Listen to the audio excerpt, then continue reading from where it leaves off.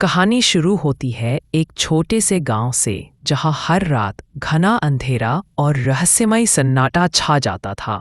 गांव के बाहर एक पुराना कुआं था जिसके बारे में लोग कहते थे कि वहां कोई भूत रहता है। लेकिन गांव का एक बच्चा गोपाल बड़ा ही जिज्ञासु था। वह हमेशा सोचा करता, आखिर लोग उस कुएं से क्यों डरते हैं? शायद ये सब झूठी बातें हों। एक रात चांदनी तेज थी।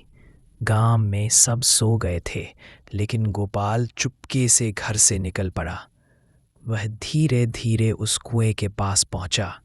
कुएं के पास जाते ही ठंडी हवा चलने लगी, पेड़ की टहनियाँ खड़कने लगी। गोपाल को थोड़ी दर्द तो लगी, लेकिन उसने हिम्मत रखी और कुएं में झांकने लगा। तभी अचानक कुएं से आवाज आई, कौन है? यहाँ क्यों आया है?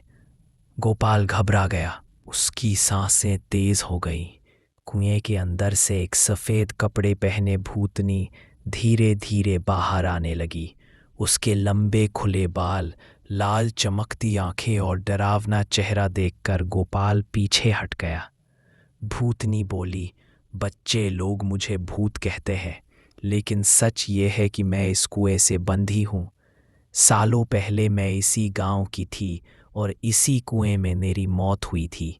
जब तक कोई मेरी कहानी नहीं सुनेगा, मैं यहाँ से मुक्त नहीं हो पाऊंगी। गोपाल ने डरते डरते उसकी पूरी बात सुनी।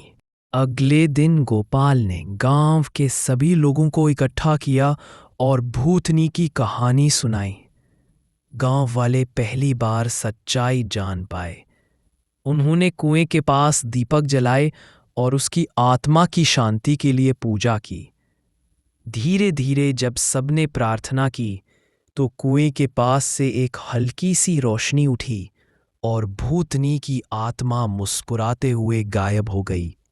अब वह कुआं डर का नहीं, बल्कि कहानी और यादों का प्रतीक बन गया और गोपाल को गांव का सबसे ये वीडियो बहादुर अच्छा लगे बच्चा तो माना लाइक और गया। सब्सक्राइब करें।